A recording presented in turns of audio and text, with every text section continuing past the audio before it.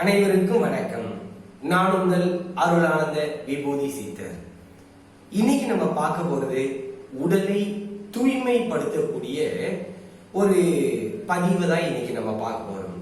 இதை கிளென்சிங் சொல்லுவாங்க, உடலை தூய்மைப்படுத்துதல்னுவாங்க, சக்ரா கிளென்சிங்னுவாங்க. உடலில் இருக்கக்கூடிய சக்கரங்களை தூய்மைப்படுத்தக்கூடிய ஒரு பயிற்சியும் கூட இதை சொல்லுவாங்க. அத்தகைய உயர்ந்த உடலை தூய்மைப்படுத்தக்கூடிய ஒரு பதிவு தான் இன்னைக்கு நம்ம பார்க்க போறோம். வாங்க பார்க்கலாம்.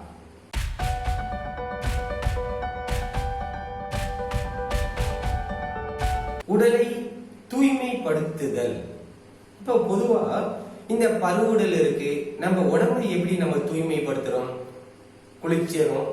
குளிக்கிறதுனால உடல் மேல்புறம் இருக்கக்கூடிய அழுக்குகளை நம்ம தூய்மைப்படுத்துறோம். அதாவது இந்த பருவுடலை குளிப்பதன் மூலமாக நம்ம தூய்மைப்படுத்துறோம்.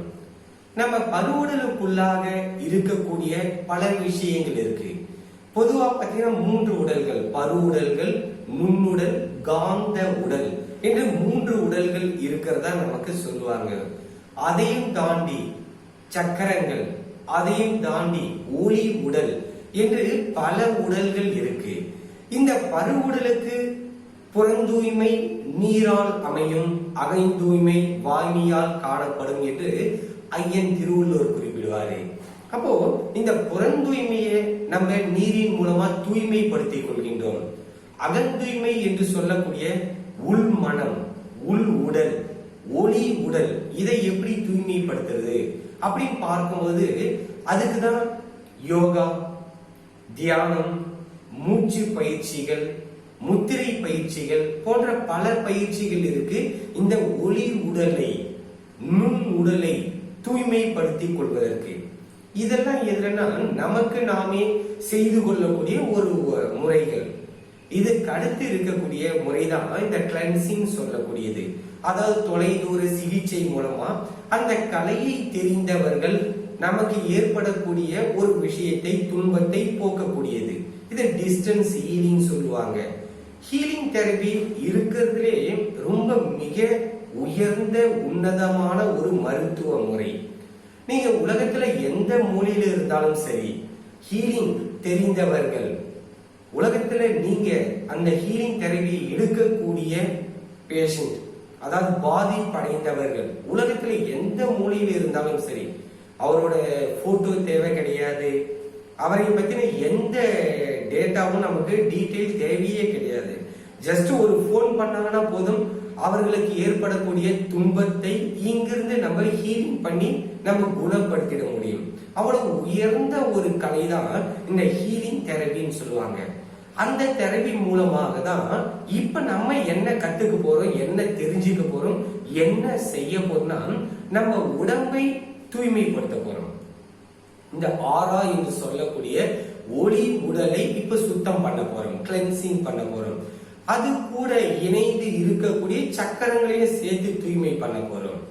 ஏன்னா பார்த்திருப்பீங்க, நல்லா இருந்துட்டு இருப்பாங்க குழந்தைங்க, திடீர்னு ஏதாவது நோய்வாய்ப்படுவாங்க. என்ன ஏதுன்றதே நம்மளால சரியான விளக்கங்கள் கொடுக்க முடியாது. சரியாதான் இயல்பான நிலையில தான் தினந்தோறும் எடுத்துக்கக்கூடிய உணவு தான் எடுத்துட்டு இருப்பாங்க. மற்றபடி எல்லாமே பழக்க வழக்கங்கள் ஒரே மாதிரி இருக்கும். ஆனா திடீர்னு குழந்தைங்களுக்கு பாதிப்படைவாங்க. பெரியவர்களும் கூட பார்த்தீங்கன்னா திடீர்னு மனநலம் பாதிப்படைவாங்க. இந்த மாதிரி இருக்கக்கூடியவங்களுக்கெல்லாம் இந்த சக்கரங்கள் அப்படி சொல்லக்கூடிய நம்ம உடம்புக்குள்ள 7 சக்கரங்கள் இருக்கு. மூலாதாரம், சுவாதிஷ்டானம், மணிபூரகம், அநாகதம், விஷுக்தி, ஆகினை, துரியம் என்று சொல்லக்கூடிய 7 சக்கரங்கள் இருக்கு. இந்த ஒவ்வொரு சக்கரங்களும் அது அமைந்து இருக்கக்கூடிய பகுதியில், அது அமைந்து இருக்கக்கூடிய அருகாமையில் இருக்கக்கூடிய உடல் உறுப்புகளோடு நேரடியா தொடர்புடையதுதான் இந்த சக்கரங்கள். இப்ப நமக்கு பார்த்தீங்கன்னா சக்தி, உடலுக்கு எப்படி சக்தி கிடைக்குதுன்னு பார்க்கும்போது நம்ம சாப்பிடுறோம், சாப்பாட்டு மூலமா நமக்கு உடல் இயங்குவதற்கு உண்டான சக்தி கிடைக்குது. பருவுடலுக்கு, உடலை இயக்கக்கூடிய உயிருக்கு உணவின் மூலமா கிடைக்குது. அதுக்கடுத்து பாத்தீங்கன்னா தண்ணி குடிக்கிறோம், தண்ணி குடிப்பதன் மூலமாக, நீரின் மூலமாக நமக்கு ஆற்றல்கள் கிடைக்குது. இதுக்கடுத்து உயர்ந்த நிலையில இருக்கக்கூடிய ஒரு விஷயம் தான் வான் கோள்கள் என்று சொல்லக்கூடிய கோள்கள் இருந்து நமக்கு கிடைக்கக்கூடிய ஆற்றல்கள். இந்த கோள்கள் இருந்து வரக்கூடிய சக்திகள் நேரடியாக சக்கரங்களோடு தொடர்புடையது. மனித உடம்போட சக்கரங்களோடு தொடர்புடையது. அந்த பாதைகள் எந்த தடையும் ஏற்படாமல் சரியான முறையில இயக்கம் இருந்ததுன்னா உடல் ஆரோக்கியமா இருக்கும். நம்ம உடம்புல பாத்தீங்கன்னா காற்றோட்டம், வெப்ப ஓட்டம், இரத்த ஓட்டம், உயிர் ஓட்டம், ஜீவகாந்த ஓட்டம் என்று சொல்லக்கூடிய எனர்ஜி ஓட்டங்கள் இதெல்லாம் நடந்துகிட்டு இருக்கு. இந்த ஓட்டங்கள் சரியான முறையில உடல்ல நடந்ததுன்னா இந்த சக்கரங்கள் சிறப்பான முறையில வேலை செய்யும். இந்த ஓட்டங்கள்ல எது தடை ஏற்படுதோ, எந்த சக்கரத்தின் பக்கத்தில் இருக்கக்கூடிய காற்றோட்டம், வெப்ப ஓட்டம், இரத்த ஓட்டம், உயிரோட்டம், ஜீவகாந்த ஓட்டத்தில் தடை ஏற்படுகின்றதோ அந்த சக்கரத்திற்கு கிடைக்க வேண்டிய காஸ்மிக் எனர்ஜி என்று சொல்லக்கூடிய சக்தி தடை ஏற்படும் பொழுது அந்த சக்கரங்கள் சார்ந்து இருக்கக்கூடிய உடல் உறுப்புகள் பாதிப்படையுது, இயக்கங்கள் பாதிப்படையுது. அதன் மூலமாக நேரடியாக உடல் இயக்கத்திலோ மன இயக்கத்திலோ நமக்கு பார்த்தீங்கன்னா துன்பம் ஏற்படுறத பார்க்க முடியும். இந்த மாதிரி சக்கரங்களால் ஏற்படக்கூடிய பாதிப்புகள் எந்த மருத்துவ முறையிலையும் கண்டுபிடிக்க முடியாது. எல்லா உறுப்புகளையும் நீங்க ஸ்கேன் பண்ணி பார்க்கும்போது உறுப்புகள் கரெக்டா தான் இருக்கும், அதனுடைய செயல்பாடுகள் கரெக்டா இருக்கும். நீங்க நிறைய பேரை கேள்விப்பட்டிருப்பீங்க, ஏதாவது ஒரு தீர்க்க முடியாத பிரச்சனையா இருப்பாரு, ஒரு நோயால இருப்பாங்க, ஹாஸ்பிட்டல்ல கூட்டிட்டு போயிட்டு காமிப்பாங்க, எல்லா டெஸ்டும் எடுத்திருப்பாங்க, எல்லா டெஸ்ட்ல ரிப்போர்ட் பாத்தீங்கன்னா நார்மல் வரும். அத பல பேரை நீங்க இந்த மாதிரி கேள்விப்பட்டிருப்பீங்க. இந்த கேசஸ் ரிப்போர்ட் எல்லாமே நார்மலா இருக்கும், ஆனா உடல் துன்பங்கள் அவருக்கு இருக்கும், உடல் உபாதைகள் இருக்கும், மன துன்பங்கள் இருக்கும். இதெல்லாம் எதனால ஏற்படுதுன்னா உடலுக்குள்ள இருக்கக்கூடிய சக்கரங்களில் ஏற்படக்கூடிய தடைகள், பாதிப்புகள். அதனாலதான் மன பாதிப்பு, உடல் பாதிப்புகள் ஏற்படுது. இது எந்த விஞ்ஞானத்திலையும் கண்டுபிடிக்கிறதுக்கு சாத்தியக்கூறுகள் ரொம்ப ரொம்ப குறைவு. இது ஆன்மீகத்தின் மூலமாக, தியானத்தின் மூலமாக, ஞானத்தின் மூலமாக கண்டுபிடிக்கக்கூடிய ஒரு கலை, கொடுக்கக்கூடிய ஒரு மருத்துவ முறை. அதெல்லாம் தொலைதூர சிகிச்சைன்னு, ரெய்யின்னுவாங்க, டிஸ்டன்ஸ் ஹீலிங் சொல்லுவாங்க, தியான சிகிச்சைன்னு சொல்லுவாங்க என்று சொல்லக்கூடிய பல முறைகள் இருக்கு. அந்த முறையில ஒரு விஷயத்தை தான் இன்னைக்கு நம்ம உடம்ப நம்ம தூய்மைப்படுத்தக்கூடிய, கிளென்சிங் பண்ணக்கூடிய ஒரு முறையை தான் இன்னைக்கு நம்ம பார்க்க போறோம். இந்த சக்கரங்கள், பெரும்பான்மைய சக்கரங்கள் பாதிப்படையும் போது நேரடியா உடல் துன்பம், மன துன்பம் ஏற்படுறதுக்கு நிறைய வாய்ப்புகள் இருக்கு. திடீர்னு குழந்தைங்களுக்கு பேதி ஆகிறது, லூஸ் மோஷன் போகும், பேதி ஆகும். சிலருக்கு பெரியவங்களா இருந்தா கூட மூச்சு பிடிச்சிக்கிச்சுன்னு சொல்லுவாங்க பாத்தீங்களா, முதுகு பிடிச்சிக்கிச்சு, மூச்சு பிடிச்சிக்கிச்சு, என்னால குனிய முடியல, நிமிர முடியல அப்படின்னு சொல்லுவாங்க. சிலருக்கு காரணமே இல்லாத பய உணர்வுகள் பல பேருக்கு ஏற்படுறத பார்க்க முடியும். நல்லா இருந்துட்டு இருப்பாங்க, காலையில இருந்து ஈவினிங் வரையும் நல்லா இருந்திருப்பாங்க, திடீர்னு மாலை நேரத்துல பாத்தீங்கன்னா மனம் அவளுக்கே தெரியாது, இனம் புரியாத ஒரு கவலை அதுல ஏற்படுவாங்க. இதெல்லாம் சக்கரங்களில் ஏற்படக்கூடிய தடைகளின் காரணமாக ஏற்படக்கூடிய துன்பங்கள். இது அந்த காலத்திலேயே பாட்டிமார்கள் மிகவும் எளிமையான முறையில இதுக்கு தீர்வு கொடுத்தாங்க. எப்படின்னா சுத்தி போடுதல் என்ற ஒரு முறையில பார்த்திருப்பீங்க. ஒரு குழவி கல் இருக்கு இல்லைங்களா, அம்மி, ஆட்டுக்கல், அம்மியில இருக்கக்கூடிய அந்த கல்லை எடுத்து சுத்துவாங்க. சில கைக்கு அடக்கமான உருளியா இருக்கக்கூடிய ஒரு கல்லுல சுத்துவாங்க. அதுக்கடுத்து தொடப்பம் இருக்கு இல்லைங்களா, பூந்தொடப்பம் என்று சொல்லக்கூடிய தொடப்பத்துல சுத்தி போடுவாங்க. அதுக்கடுத்து பாத்தீங்கன்னா உப்பு, அதுல சுத்தி போடுவாங்க. பிறகு பாத்தீங்கன்னா மிளகாய் வற்றல் இருக்கு இல்லைங்களா, அதுல சுத்தி போட்டு பார்த்திருப்பீங்க. இந்த முறைகள்லாம் நம்ம உடம்புக்குள்ள இருக்கக்கூடிய பருவுடலை தாண்டி இருக்கக்கூடிய இந்த ஒளி உடலுக்கு இந்த சக்கரங்களை தூய்மைப்படுத்தக்கூடிய ஒரு முறையை அந்த காலத்துல தெரிந்தோ தெரியாமலோ பாட்டிமார்கள் பயன்படுத்தி கொண்டிருந்தாங்க. பல பேர் நீங்க கேள்விப்பட்டிருப்பீங்க, ஏதாவது உடல் அப்படியே சோங்கி போயிருக்காங்க, குழந்தை நோய்வாய்ப்பட்டிருக்காங்க அப்படின்னா சுத்தி போடுதல் என்ற ஒரு முறையில சுத்தி போடுவாங்க. அதுவும் கிட்டத்தட்ட ஒரு one of the cleansing method தான். இப்ப நம்ம கொடுக்க போறது நேரடியாக சக்கரங்களுக்கு தூய்மைப்படுத்தக்கூடிய கிளென்சிங்கை நம்ம கொடுக்க போறோம்.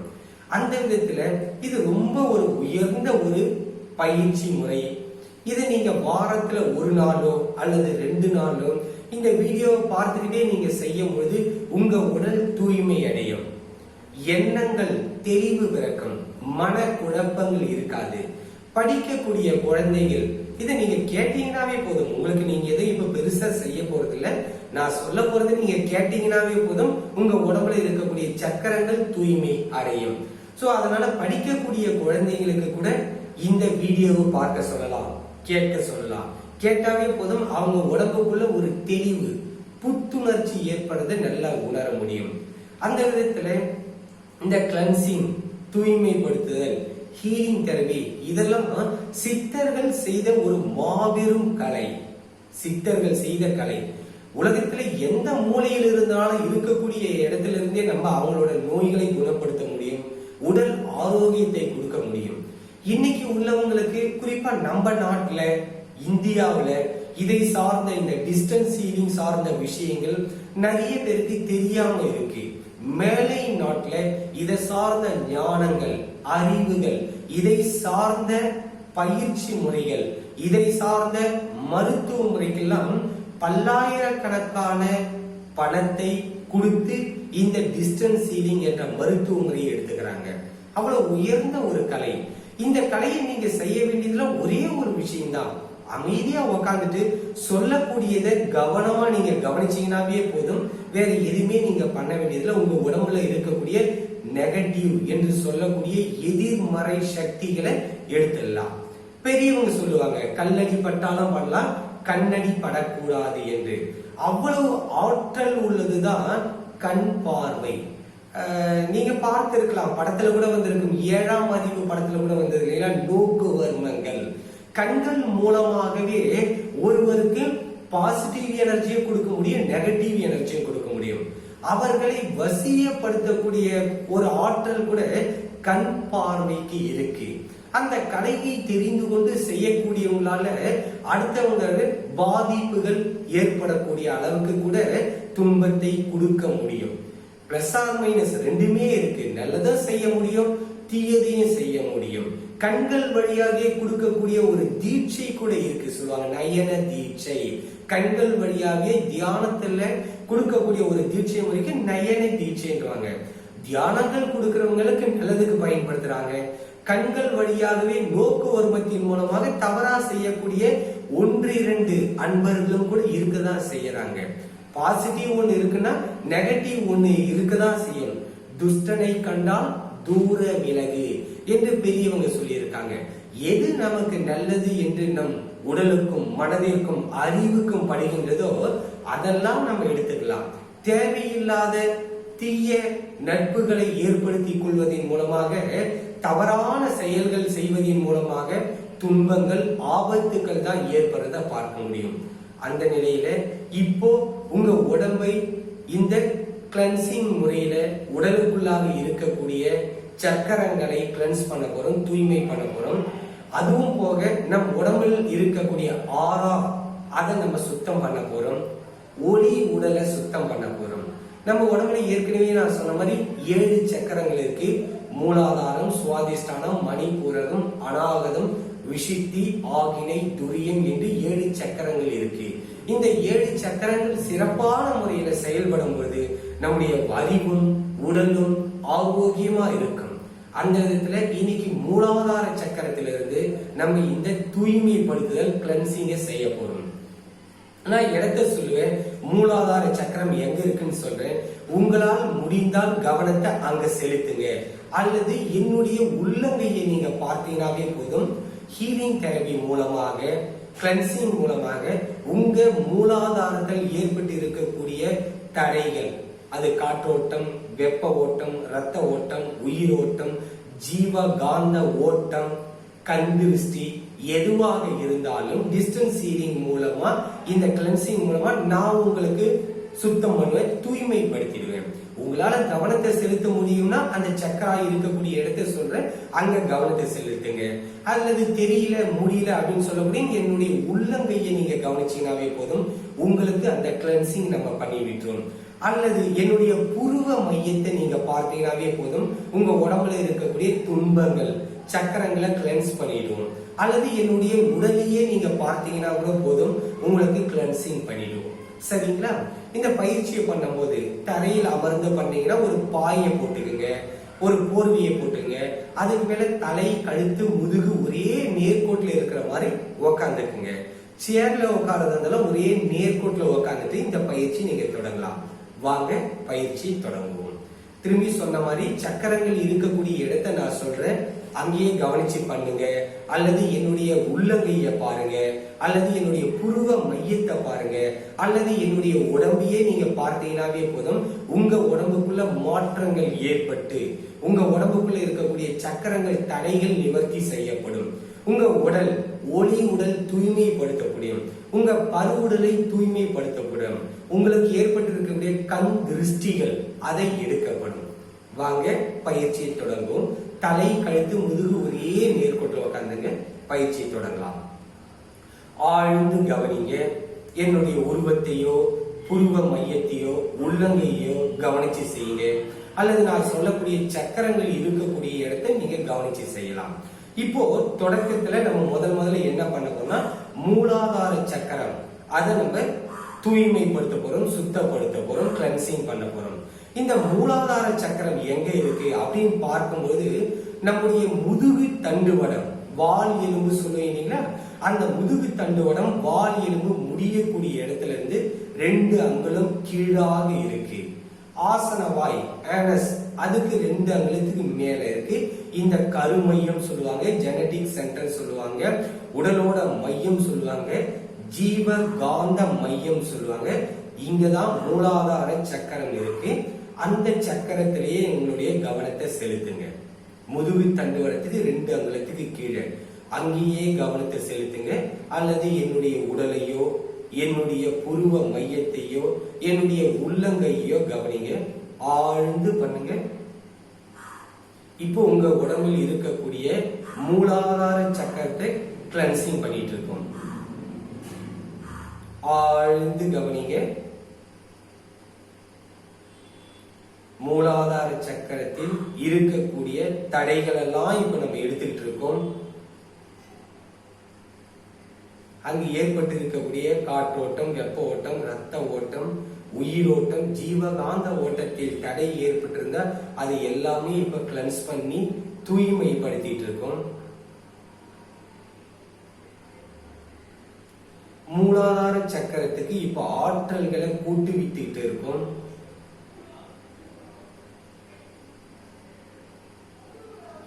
உங்களுடைய மூலாதார சக்கரத்தை இப்ப தூய்மைப்படுத்திட்டு இருக்கோம்.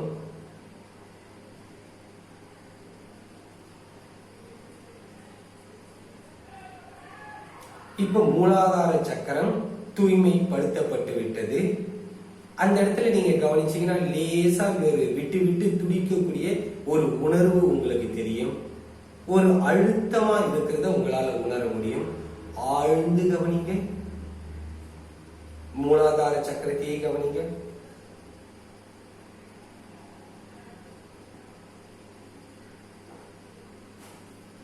இப்போ 2வது சக்கரமாகிய சுவாதிஷ்டானம் என்று சொல்லக்கூடிய சக்கரத்தை இப்ப தூய்மைப்படுத்த போறோம்.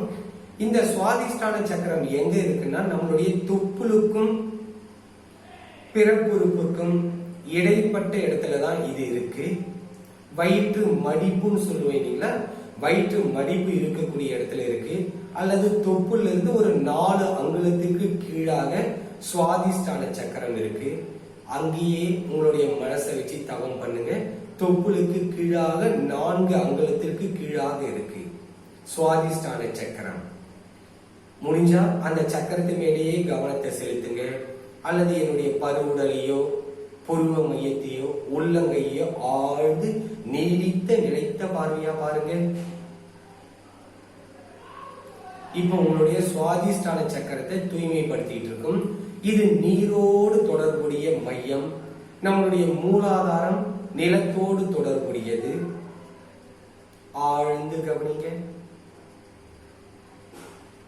உங்க கவனங்கள் முழுவதும் சுவாதிஷ்டான சக்கரத்திலே இருக்கட்டும். அல்லது என்னுடைய பருவுடலையோ புருவ மையத்தையோ உள்ளங்கையோ கவனிச்சுட்டே இருங்க. சுவாதிஷ்டான சக்கரத்துக்கு இப்ப கிளென்சிங் பண்ணிட்டு இருக்கோம்.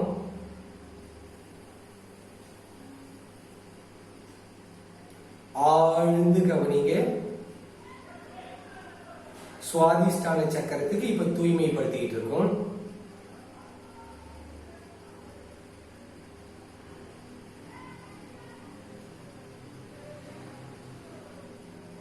அங்க இருக்கக்கூடிய தடைகள்லாம் இப்ப நிவர்த்தி பண்ணிட்டு இருக்கோம்.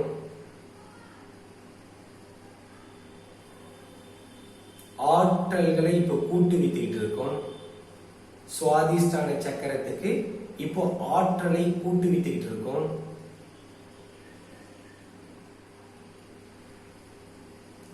ஆழ்ந்து கவனிங்க.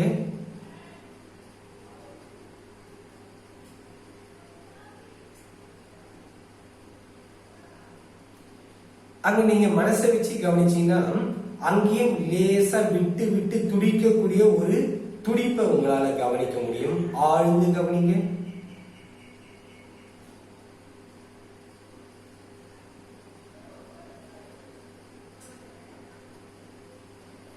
இப்போ அடுத்த சக்கரமாகிய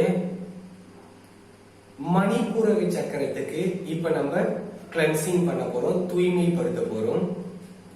இந்த மணிப்பூரக சக்கரம் நம்முடைய தொப்புளோட மையத்தில் இருக்கு. ஆழ்ந்து மனசால உங்க தொப்புளோட மையத்தை கவனிங்க, அல்லது என்னுடைய பருவுடலையோ உள்ளங்கைகளையோ புருவ மையத்தையோ கவனிங்க. ஆழ்ந்து கவனிங்க. மணிப்பூரக சக்கரத்துக்கு இப்ப தூய்மைப்படுத்திட்டு இருக்கோம், கிளென்சிங் பண்ணிட்டு இருக்கோம். இது நெருப்போடு தொடர்புடைய ஒரு சக்கரம். ஜீரண உறுப்புகள் தொடர்புடைய சக்கரம். ஆழ்ந்து கவனிங்க. அங்க இருக்கக்கூடிய தடைகள்லாம் இப்ப நிவர்த்தி பண்ணிக்கிட்டு இருக்கோம். மணிப்பூரக சக்கரத்தை தூய்மைப்படுத்திக்கிட்டு இருக்கோம்.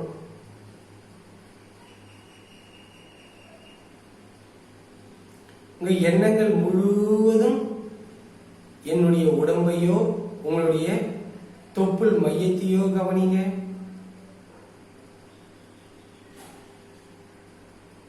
இப்ப மணிப்பூரக சக்கரம் கிளென்சிங் பண்ணியாச்சு. இப்ப ஆற்றலை கூட்டுவிக்க போறோம்.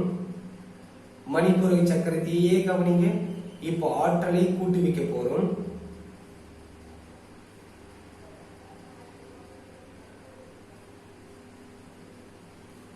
எண்ணங்கள் முழுவதும் மணிப்பூரக சக்கரத்திலேயே கவனிங்க.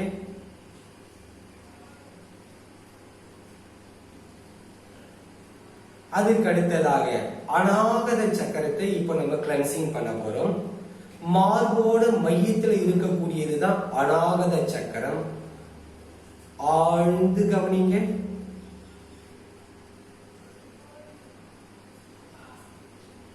இது காற்றோடு தொடர்புடைய சக்கரம்.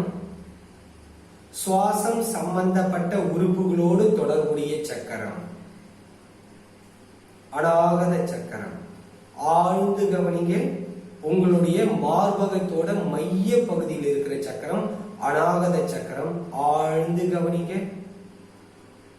மார்போட மைய பகுதியில கவனிங்க, அல்லது என்னுடைய உடலையோ என்னுடைய புருவ மையத்தையோ உள்ளங்கையையோ கவனிங்க. அநாகத சக்கரத்தில் இருக்கக்கூடிய தடைகள்லாம் இப்ப கிளென்சிங் பண்றோம், தூய்மைப்படுத்திக்கிட்டு இருக்கோம். ஆழ்ந்து கவனிங்க.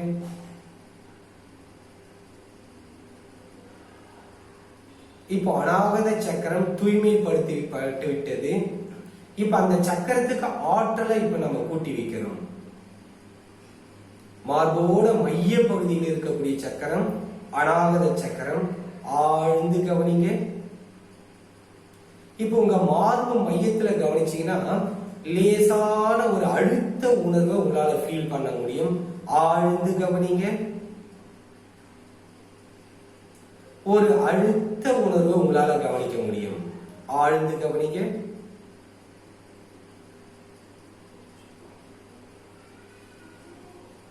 அடுத்ததாக விஷுப்தி சக்கரத்துக்கு இப்ப நம்ம கிளென்சிங் பண்ண போறோம்.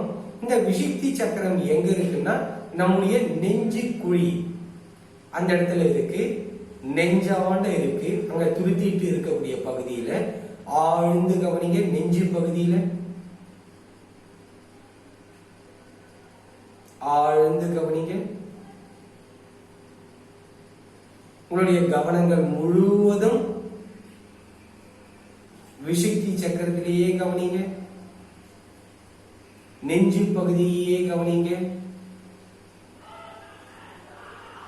உங்களுடைய கவனங்கள் முழுவதும் விஷுப்தி சக்கரத்திலேயே கவனிங்க. அந்த சக்கரத்தை இப்போ தூய்மைப்படுத்திட்டு இருக்கோம், கிளென்சிங் பண்ணிட்டு இருக்கோம்.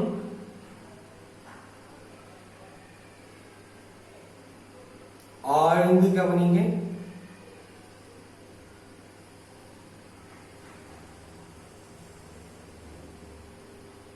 விஷுப்தி சக்கரம் விண்ணோடு தொடர்புடைய சக்கரம், காஸ்மிக் எனர்ஜியோடு தொடர்புடைய சக்கரம்.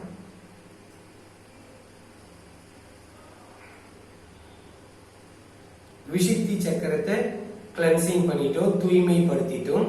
இப்ப அந்த சக்கரத்துக்கு ஆற்றலை கூட்டுவிக்க போறோம். ஆழ்ந்து கவனிங்க.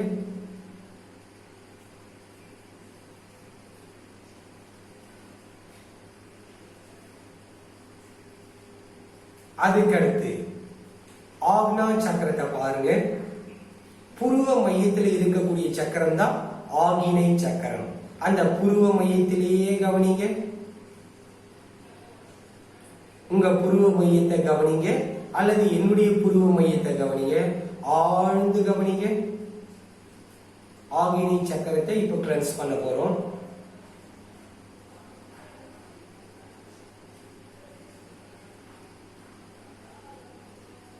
புருவ மையத்தை ஆழ்ந்து கவனிங்க. இதுதான் நெற்றி கண் சொல்லுவாங்க, மூன்றாவது கண் சொல்லுவாங்க. ஆகினை தவம் செய்யக்கூடிய இடம் சொல்லுவாங்க, ஏறுபடி தவம் என்று சொல்லுவாங்க. ஆழ்ந்து கவனிங்க புருவ மையத்தையே. அங்க நல்ல ஒரு அழுத்த உணர்வு உணர முடியும், கவனிங்க.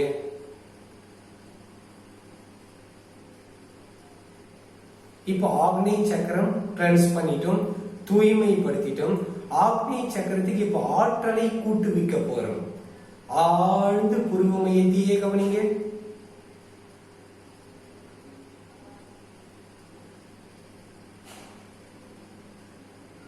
நல்ல ஒரு அழுத்த உணர்வு தெரியும், கவனிங்க.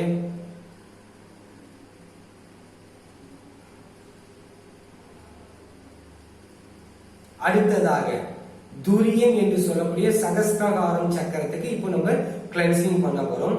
உச்சந்தலையில இருக்கக்கூடிய சக்கரம் துரியம் என்று சொல்லக்கூடிய சக்கரம். உச்சந்தலையிலேயே மனசை வச்சு கவனிங்க, அல்லது என்னுடைய உள்ளங்கையோ என்னுடைய உருவத்தையோ என்னுடைய புருவ மையத்தையோ கவனிங்க. ஆழ்ந்து கவனிங்க.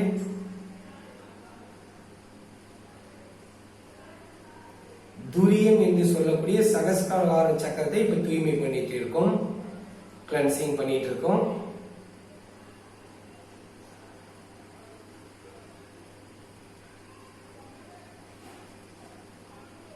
ஆழ்ந்து கவனிங்க.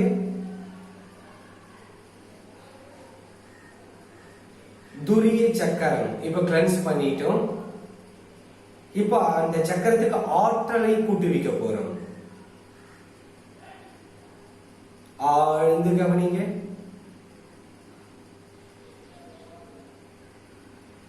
இந்த சக்கரத்தை நீங்க கவனிச்சீங்கன்னா நல்ல ஒரு அழுத்த உணர்வு தெரியும். உச்சந்தலையில நல்ல ஒரு அழுத்த உணர்வு தெரியும். ஆழ்ந்து கவனிங்க.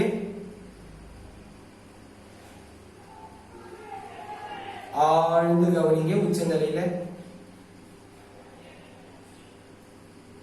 இப்போ நம்ம உடம்புல இருக்கக்கூடிய 7 சக்கரங்களை இப்ப கிளென்ஸ் பண்ணிட்டோம்.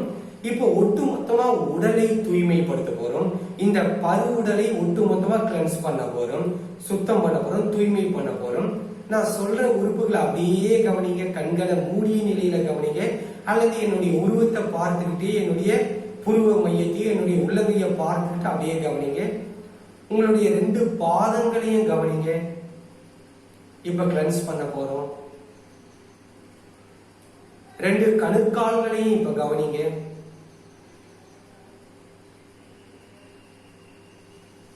2 முழங்கால்களை அப்படியே கவனிங்க. இப்ப உடல்ல தூய்மைப்படுத்திக்கிட்டு இருக்கோம். ஆறா ஒளிவட்டத்தை தூய்மைப்படுத்திக்கிட்டு இருக்கோம். உங்க 2 முட்டிகளை அப்படியே கவனிங்க. 2 தொடைகளையும் அப்படியே கவனிங்க. இடுப்பு பகுதியும் உள்ளுறுப்புகளையும் கவனிங்க. வயிற்று பகுதி உள்ளுறுப்பு கவனிங்க.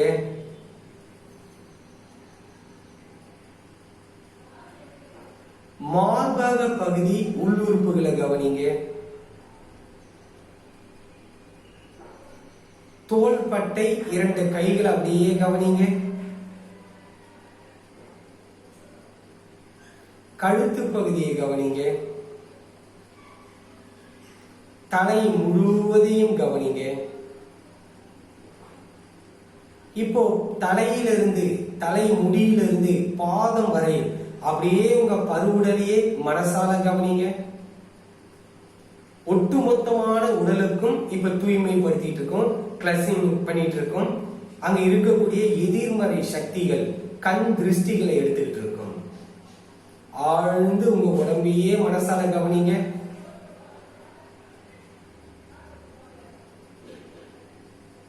ஆழ்ந்து கவனிங்க.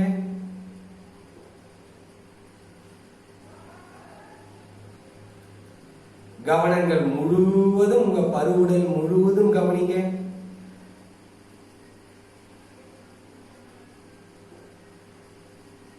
அவ்வளவுதாங்க. மெதுவா கண்களை திறந்துக்குங்க. இப்போ உங்களுடைய சக்கரங்கள், உடலில் இருக்கக்கூடிய மூலாதாரம், சுவாதிஷ்டானம், மணிபூரகம், அநாகதம், விசிக்தி, ஆகினை, துரிய சக்கரங்களை இப்ப கிளென்ஸ் பண்ணியிருக்கோம், தூய்மைப்படுத்தியிருக்கோம். இந்த உடல் முழுவதும் தூய்மைப்படுத்தியிருக்கும், ஒளி உடலை தூய்மைப்படுத்தியிருக்கும்.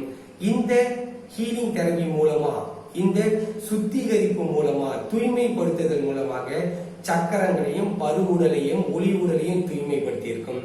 இந்த மாதிரி நீங்க வாரத்துக்கு 2 முறை இந்த வீடியோவை பார்த்துக்கிட்டே நீங்க கிளென்சிங் பண்ணிக்கும் போது உங்க உடல்ல ஏற்படக்கூடிய பாதிப்புகள், கண் திருஷ்டிகள் குறைந்து உடல் ஆரோக்கியமா இருக்க முடியும். இந்த மாதிரி நம்மளுடைய வீடியோ உங்களுக்கு உடனுக்குடன் வரணும்னா நம்மளுடைய சேனலை சப்ஸ்கிரைப் பண்ணிக்கங்க, லைக் பண்ணுங்க, கமெண்ட் பண்ணுங்க, ஷேர் பண்ணுங்க. மீண்டும் ஒரு பதிவில் சந்திப்போம். வணக்கம் கூறி விடைபெறுவது உங்களுடைய அருளானந்த விபூதி சித்தர். அனைவருக்கும் வணக்கம்.